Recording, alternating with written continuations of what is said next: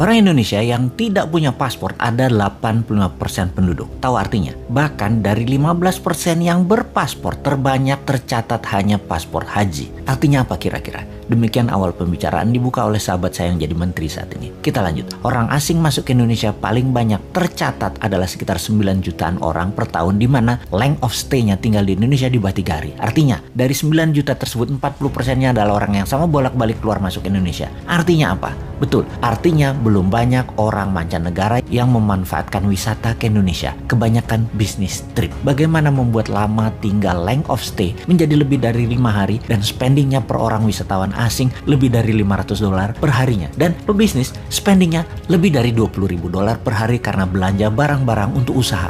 Kalau menjawab pertanyaan di awal paragraf tersebut, maka sesungguhnya 85% warga tidak pernah melihat apapun kemajuan negara lain seperti Tiongkok di mainlandnya, kemajuan Hong Kong, Singapura, Dubai, London, New York. Itu baru sisi kotanya. Belum lagi dari sisi wilayah industri dan usahanya. Pusat bisnis hulu, heavy industry, high-tech industry, digital IT industry, Silicon Valley, military industrial complex, farmasi industrial complex, food estate, dan lain sebagainya. Juga dapat dipastikan buku yang dibaca, informasi yang diterima sebatas kulit dan covernya saja. Ditambah lagi pasti tidak pernah berjumpa kaum bilioner properti atau properti mogul, whaler, bilioner Wall Street, venture kapitalis, bilioner entertainment, bilioner sport, bilioner heavy industry, bilioner food industry, precious metal bilioner, dan ratusan bilioner dari berbagai bidang usaha. Karya-karya kekinian, biomedical, RNA, dan DNA engineering, teknologi radar dan satelit, HARP, mesin perubah cuaca, nuklir, reaktor non-uranium,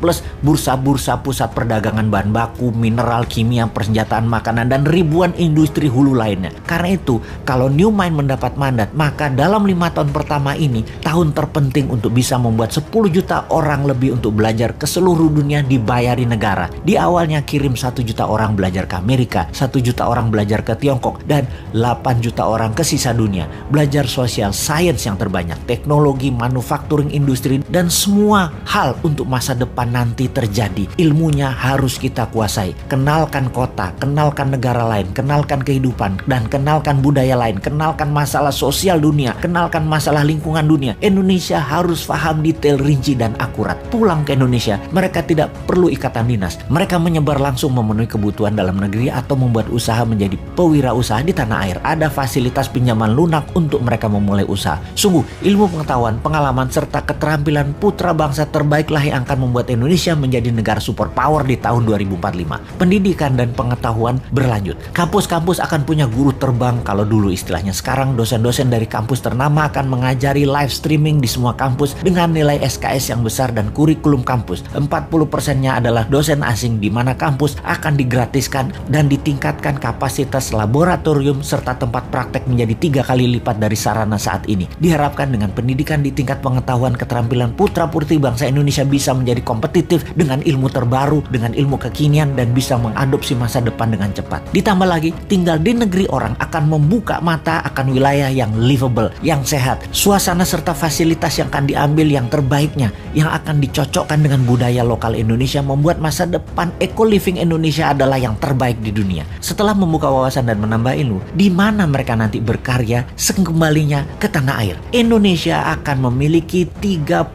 kek kawasan ekonomi khusus dengan luas rata-rata 3.000 hektar. Setiap kek akan memfokuskan pada beda-beda produksinya di setiap daerah di mana bisnis tersebut berada. Kita menargetkan setiap kek akan menampung 1 juta populasi, di mana saat ini kita sudah punya kek seperti Jababeka. Jababeka ada 1 juta orang hidup di sana, dan kawasan ekonomi khusus Jababeka GDP per kapitanya saat ini adalah 8 kali GDP per kapita nasional, yaitu $32.000. Indonesia akan punya 30 kek baru disebar di seluruh Indonesia. Ditarget dalam 20 tahun ke depan GDP per kapita kawasan kek mencapai $100.000 per kapitanya. Di kek, pengusaha tidak bayar pajak selama 5 tahun, juga mendapatkan kebebasan pajak free tax hingga 15 tahun untuk produk yang 100% ekspor. Free tax hingga 25 tahun untuk industri dengan tenaga kerja di atas 20.000 orang, dan produknya mayoritas untuk ekspor dengan bahan baku mayoritas dari dalam negeri. Kawasan kek adalah zona produksi, bisnis midstream, dan hilirisasi industri manufaktur. Kawasan di luar kek adalah penghasil atau hulu, bahan baku, juga kawasan pasar.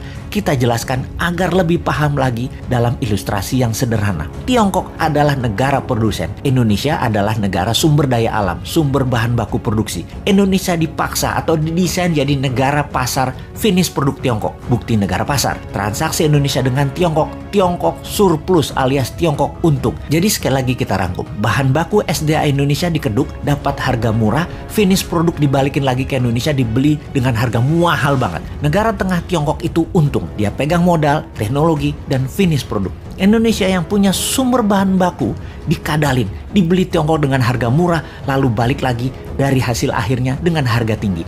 Sudahlah, karena bernegara saat ini geblek dan rakyatnya diganjel pakai info-info buzzer. Jadi nggak paham kalau Tiongkok itu kuasai hulu, mid, dan hilir. Kita yang ambiar. Jadi ke depan kita bagaimana? Ya seperti usulan di awal, buat kawasan ekonomi khusus, pakai printing money pembiayaannya. Kayak zaman Newman nanti adalah bagai Tiongkok yang kita geser ke dalam kawasan. Bahan bakunya dari dalam negeri, dikelola di dalam negeri, hasilnya untuk dalam negeri dan ekspor, itu baru jenius bernegaranya.